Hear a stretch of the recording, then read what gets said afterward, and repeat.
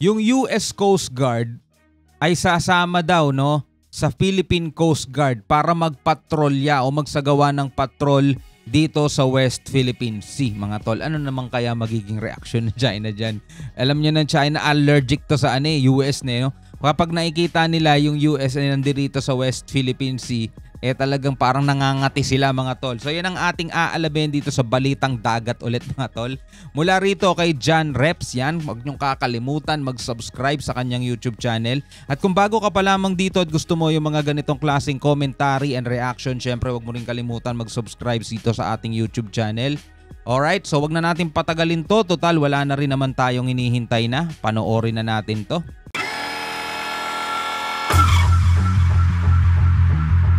US Coast Guard.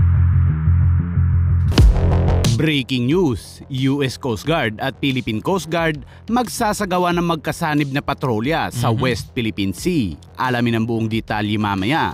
At Philippine Coast Guard nagpaalala sa mga Pilipino kaugnay sa mga kumakalat na fake news sa social media. Kaya para malaman ang buong detalye ay tumutok at makinig na mabuti. Ito rin kasi problema sa mga Pinoy, May mga problema na nga, gumagawa pa ng mga Pero ito, ganito si Duterte, inedit yung picture na ito, maka-China na siya.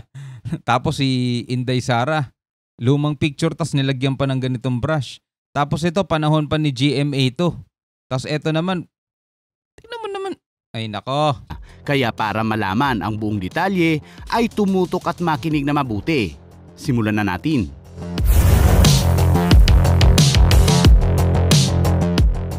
Sa gitna ng tumitinding tensyon sa pagitan ng China at Pilipinas, matapos gumamit ng water cannon ang Chinese Coast Guard sa isang bangka ng Pilipino, ang Pilipinas at Estados Unidos ay nakatakdang maglunsad ng magkasanib na pagpapatrolya sa West Philippine Sea ngayong taon, bunsod ng pagtaas ng pagiging agresibo ng China. Tignan nga natin kung mga harang ang China. Tignan nga natin kung mga water cannon sila. Ayon sa opisyal ng National Security Council. Sa ulat ng GMA News program na 24 oras, sinabi ni National Security Council Assistant Director General Jonathan Malaya na ang ilang mga isyu sa logistical ay tinutugunan pa rin. Ngunit umaasa sila na malalampasan nila ang mga hamon. Ang mga talakayan sa magkasanib na pagpatrolya ay nasa kanilang mga advanced stages. Tumanggi naman itong magbigay ng iba pang karagdagang mga detalye kaugnay sa joint patrol. Di ba pag ang Philippine Coast Guard nagsasagawa ng resupply mission dito sa Ayungin Shoal, hinaharang sila, binubuntutan o kaya winawater cannon ng China. Kasi nga pumapasok daw tayo sa teritoryo nila.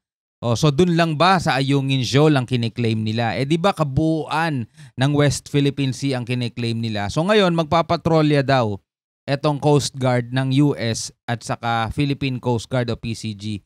Tignan nga natin kung mga harang sila, kung mga kung mambubula sila, mga tol. Kasi ang totoo naman talaga kaya hinaharang nila yung resupply mission kasi nga ayaw na nilang ipa-rebuild o ayaw nilang makumpuni yung BRP Sierra Madre. Pinapayagan nila dati para sa para sa mga pagkain kasi for humanitarian consideration, 'di ba, kung tawagin. Pero yung pagbi-build ulit o pagkukumpuni ng BRP Sierra Madre, ayaw nila yon kasi nga nauudlot yung plano nila.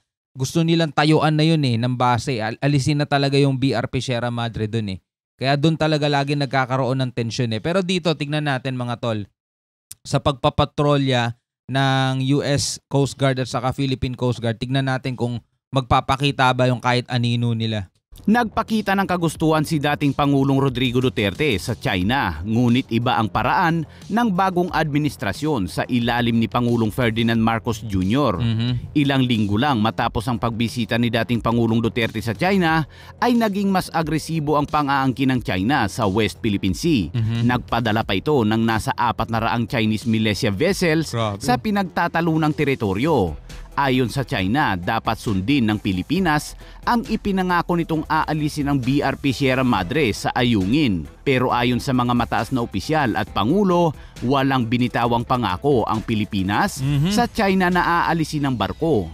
Ayon naman kay kung meron man, sino kayang presidente yon ang nangako sa China, no? Yan ang ating aalamin. Malamang lulutang at lulutang yan, mga tol. Kung meron man talaga, ha.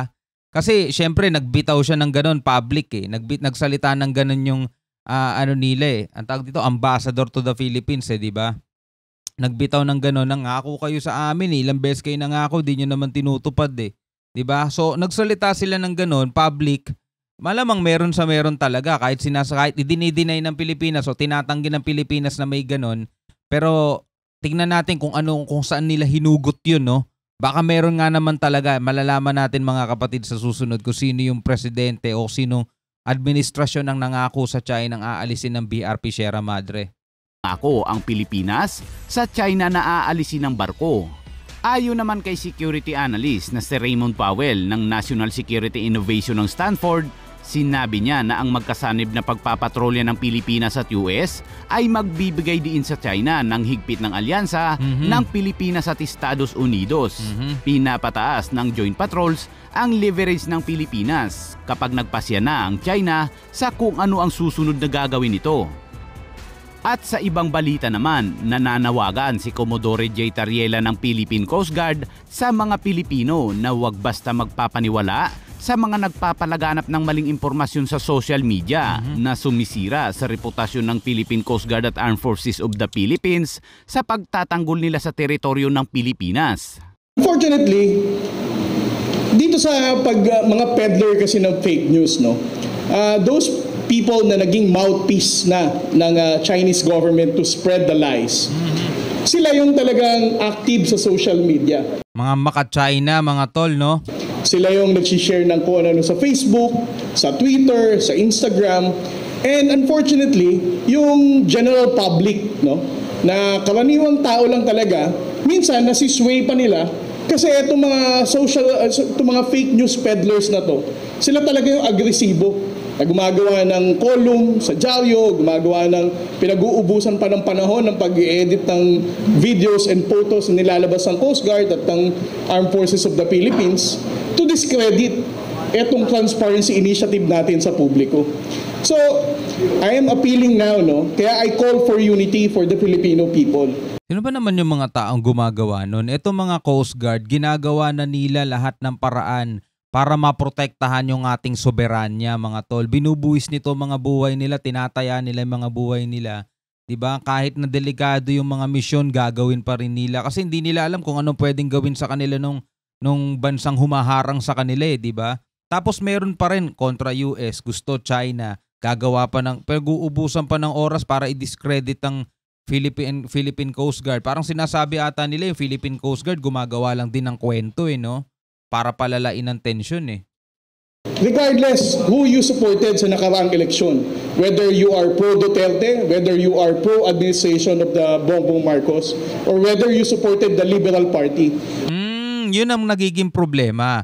Siyempre pag ayaw mo administrasyon, well hindi natin sinasabi na kalaban to ni Bongbong Marcos o ni President BBM. Pero kasi yung iba kasi talaga mga tol para masira etong administrasyon at masabing mahina at masabing walang ginagawa, 'di ba? Gagawa sila ng hakbang para butasan o para dungisan o dumihan etong ating administrasyon, mga tol. Ang laban natin sa West Philippine Sea ay laban ng bawat Pilipino. Tama. Hindi to laban ng Coast Guard, hindi to laban ng Armed Forces of the Philippines. Ang ginagawa natin sa West Philippine Sea ay siguraduhin natin na magkaroon ng tamang awareness sa bawat Pilipino. Kung patuloy nating hahayaan ang mga fake news peddlers na to na nagiging mouthpiece ng Chinese government, maraming Pilipino na makukonfuse kung ano talaga nangyayari sa West Philippine Sea. It will deviate from the objective of this national government na maglahad ng totoong storya, na magkaroon ng social awareness ang bawat Pilipino at malaman natin kung ano nangyayari sa West Philippine Sea.